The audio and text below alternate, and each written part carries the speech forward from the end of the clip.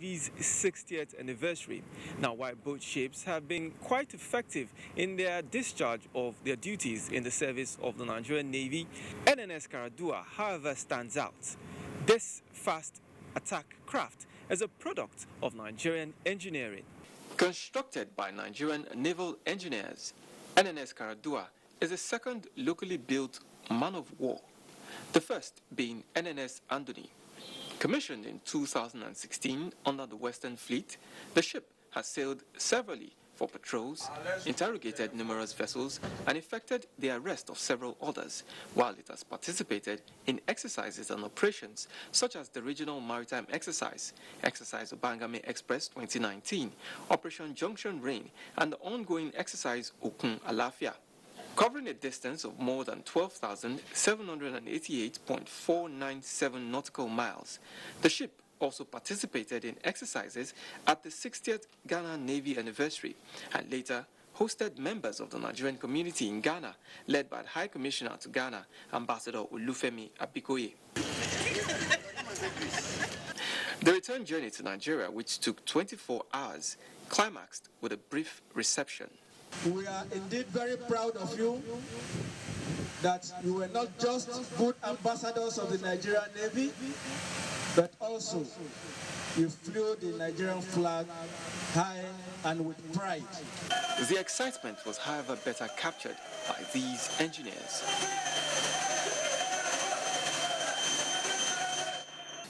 With a short but growing list of commanding officers, Commander DK Malum is proud to be at the helm. So I'm very happy and opportune to be the first to take the ship out of the country. Really, we also sold the idea to the Ghana Navy. We had a courtesy visit to the flag officer commanding the Eastern Naval Command on the Ghana Navy and also the Western Naval Command. We also had some pamphlets showing the ships that Nigeria has built, the Nigerian Navy dockyard. Presently, NNS Karadua is the second warship that the Nigerian Navy dockyard has built.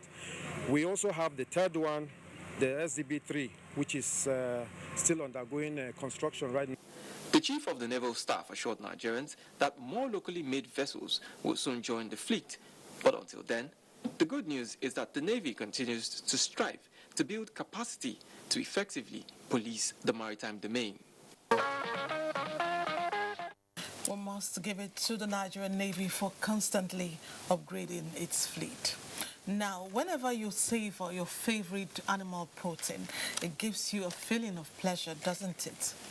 But do you know that some of the species you consume in soups and stews could be endangered? As you chew on that possibility, Jennifer Igwe will interrogate the matter. The average Nigerian loves eating meat. And from one generation to another, it resonates in the culinary diary of many in the nation. And the rarer the edible creature is, the higher its worth and how much it is desired by meat lovers. Love and quest for rare types of meat, including ignorance on what is and is not an endangered species, could possibly be the reason why unusual species of animals that end up at local and urban communities are hardly spared. Classic examples are dramatic scenarios where dead whales washed ashore are butchered. We believe it's for eating, and that is why Nigerian goes for it, unlike the Western world that they preserve those animals. But in Nigeria, things are very difficult, and if one sees that, they believe it's a free gift from God. Especially seafood, most people believe it's very, very nutritious, and they like going by it. Two crucial questions men who engage in such crude meat harvest fail to ask or consider are these: how safe is the meat for consumption? How did it die? Cases have been recorded in Lagos, Delta, Akwa Ibom, and recently Bras in Bayelsa State. Whales are the top of the food chain, and because of their nature, because of their physiology, they have the tendency of accumulating toxins. They accumulate toxic in their system. So when people eat such animals, irrespective of the state which they are themselves, they are liable to anything that could result as from eating things that are contaminated. It could be that it will affect their health and things like that. So I would definitely not advise anyone to eat stranded animals, because in the first instance, we don't even know why this particular one was stranded. Environmentalists say education, more awareness campaigns, and strategic initiatives are needed to protect both the hunted and the hunter. In that community, they are scientists. In that community, they are environmentalists. So they should, at that level, begin to educate their community and begin to maybe take notes. The sightings, at what times do they come out? And that way, the government can now come in to say, okay, maybe we need to protect this area. It's not going to be the whole shoreline, but at least those areas, because similar thing happened in Lagos here. I don't know how many times, I can't remember how many times it happened, but it has happened before. It's likely going to happen again. Are vulnerable to environmental contaminants, same for other creatures. So the next time you see a stranded creature, don't think of free meat, think safety. Remember, it is better to be safe than sorry. And bottom line, for those of us that can't go vegan, let's be mindful of our choice of animal protein. Moving on, in an environment where man cohabits with petroleum tank farms, the next disaster, no doubt, is closer than imagined. To residents of Satellite Town in Lagos, it's like sitting on a keg of gunpowder, as every tick of the clock reminds them that the tank farms are still there and the unimaginable could occur at any time. Michael Olaleye reports. This is Satellite Town, a dream garden for those who wish to escape from the hustle and bustle of Lagos. But that is gradually becoming history since over 12 tank farms commenced operations here. The effects are glaring. Hundreds of trucks and lorries disrupt domestic peace on a daily basis, thereby exposing residents to danger. I was almost crushed here because the Okada I took was going in between two trailers. All right. In fact, that I escaped was God that saved my life that day. Wastes are released into the environment while residents continually battle flood and stagnant water. In fact, getting access into one's house sometimes will require the use of rain boots. My pumping machine is there. I have to start pumping.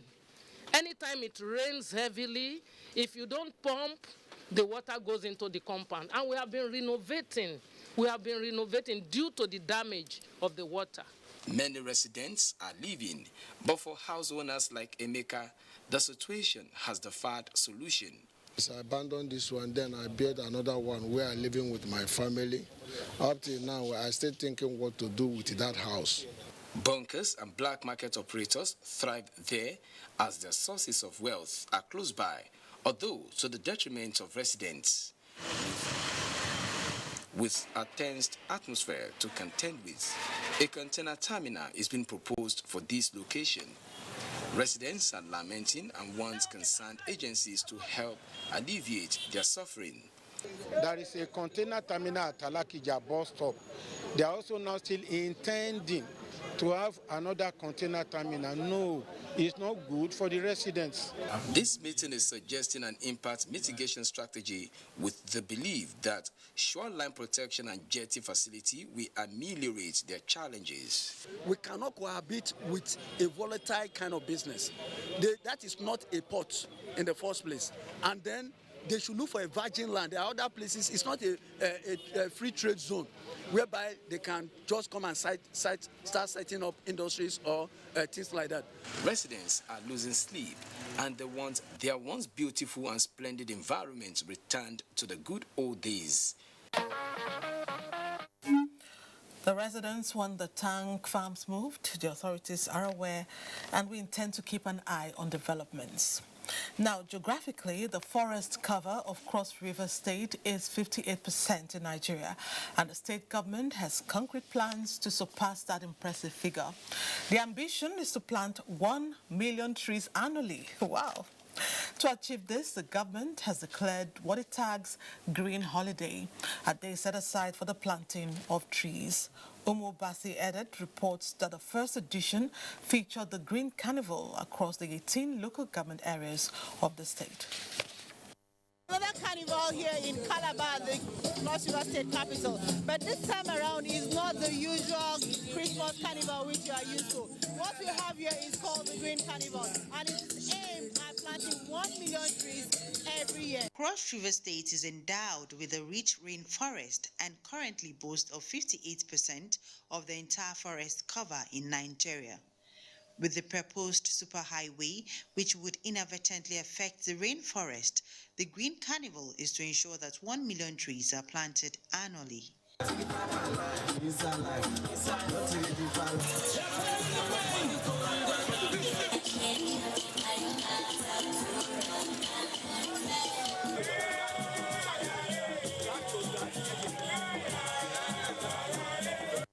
Governor Ben Ayade, whose brainchild is the Green Carnival, said the tree planting would once again provide a platform for youth to make money by cultivating nurseries which would make available seedlings annually. We will tell the world that we are indeed planting 1 million trees as a justification to support the deforestation process, not only for the superhighway, but for the industrial farms that are yet to come. The Green Carnival, marked with a green holiday, saw offices, shops, and markets closed to give way for a successful event.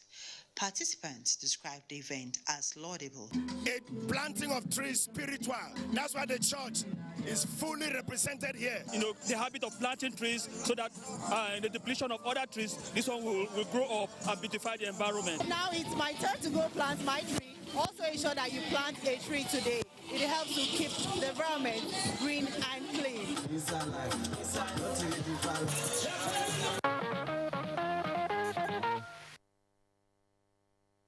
Amazing afforestation drive there by Cross River State. Other states need to take a cue.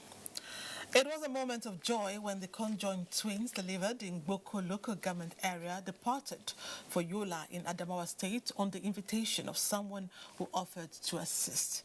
Duwese Akeme, who visited the residence of the conjoined twins' parents, has more. That NTA exclusively reported the delivery of conjoined twins on 13th July in Gboko local government area of Benue State and the complications that trailed their situation. This is more so as the babies had separate heads and hands but shared same lower limbs. Medical experts on initial examination said their complex anatomy presented a challenge. This has drawn the attention of various groups and individuals. A visit to the family of the conjoined twins shows that their house is under lock and key. The neighbors of the family who expressed empathy explained that they have gone to Yola on invitation of an individual who has offered to help them. At the health facility where the twins were delivered, medical personnel said apart from the conjoined twins, there had been several other cases of abnormal deliveries. Apart from the conjoined twins, we had 2 other cases that were strange to us. The other one, the babies were born twins, and the other one of the twins was not born with anus, and she's defecating through her vagina, and the other, she's about 5 years now, and the other one we delivered like 3 years back. The child was born male and female private parts. For now, the hope of the parents and other well-wishers is that a medical solution can be found one way or the other.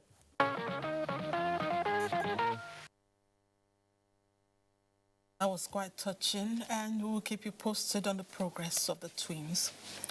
It was a game of different tales from different sides when Junior Secondary School 3 student of Federal Government Girls College, Buhari, Camila Sani Manga, died. KG Busari Ahmed, who has been following the story, brings us up to speed. What was the dream like? Yeah, her dream was to become a medical doctor after finishing school, probably because of the experience she had while growing up. That was a mere dream, which was never to come true, as it is said to have been shattered due to sheer negligence in some quarters, according to findings. And of course, due to the fact that Camila Sani Manga has since the 6th of May 2019 been buried and covered deep down 6 feet here at the Gudu Cemetery, with the root cause of the death yet to be known to the parents officially. To set the record straight, late Camila Sani Manga was a GSS 3 student of the Federal Government Girls College, Buhari, before she was allegedly murdered by a fellow student. One of her friends contacted me through Facebook and told me what actually happened, that my daughter was hit in the stomach by one of her schoolmates. And as a result of that, my daughter vomited blood, her stomach swelled up, and that's what led to her demise. It is a different story from the school's authority, though. It was her mates, that's her close friends, that told us that that night at about 11 p.m., they were still awake in the dormitory, that they ate gari soaked in water. When they finished eating the gari, then another one of them brought mangoes, and they ate mangoes. At about 2 a.m., she got up to eat herself. So she told her that her tummy was aching. But just when Camila's father was trying to take the incident as an act of God, though with a great deal of suspicion, one of Camila's classmates searched for him on the Facebook to offer the scrolled information and mentioned other students who were present and could corroborate her information. At the Buhari General Hospital, efforts to get the chief medical director and the head of clinicals to speak proved abortive, as the hospital secretary who contacted them through phone said they were away on official assignment, while a very senior medical officer who opted to speak to us behind the camera said Camila Manga was brought in dead to the hospital on the 5th of May 2019. Meanwhile, the school's authority says Camila was not dead in the school. Now, let's look at it this way. From the Federal Government Girls College, Buhari, to the General Hospital, Buhari, it's barely a 10-minute drive. Both Camila's father and the school authority agreed that the father of the deceased did not spend up to 40 minutes before getting to the hospital after they had called him. So, if you add up the 10-minute drive from the school to the Buhari General Hospital, it gives you less than an hour. Now, how possible is this? I got several calls from Federal Government Girls College Buhari that there was an emergency involving my daughter, Camila Sani Manga. So I quickly picked my wife and headed straight to the Buhari General Hospital. On getting there, the vice principal showed me a body of my daughter, which had become very, very stiff, meaning she died long before I was even called. It's called rigor mortis. Rigor mortis is the process of the muscles breaking down and a corpse, which is a dead person, stiffening up.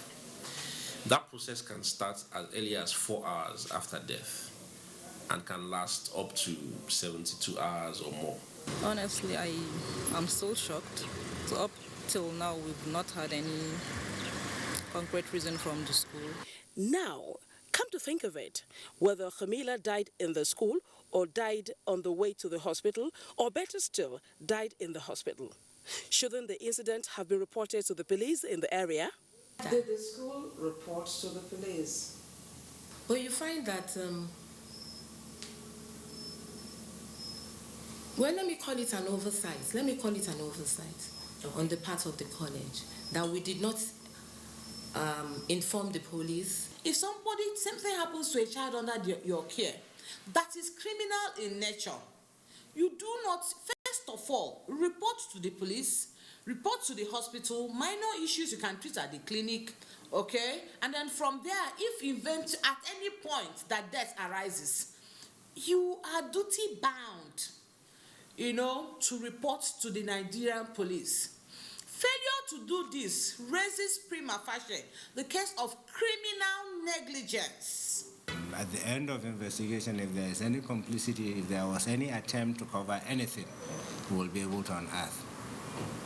This loophole, experts say, may have denied the police the right to conduct a coroner inquest.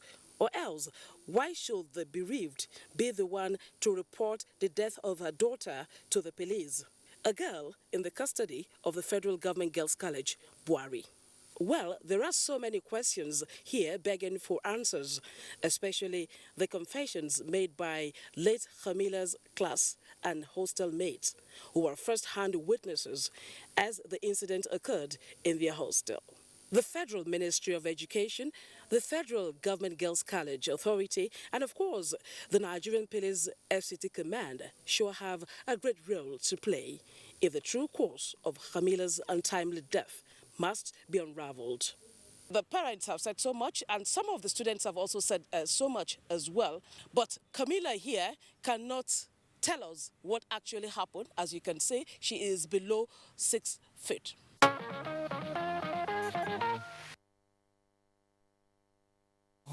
That was a mysterious incident. Expectedly, justice will prevail in the end. Time to go on a break. Stay with Newsline for more.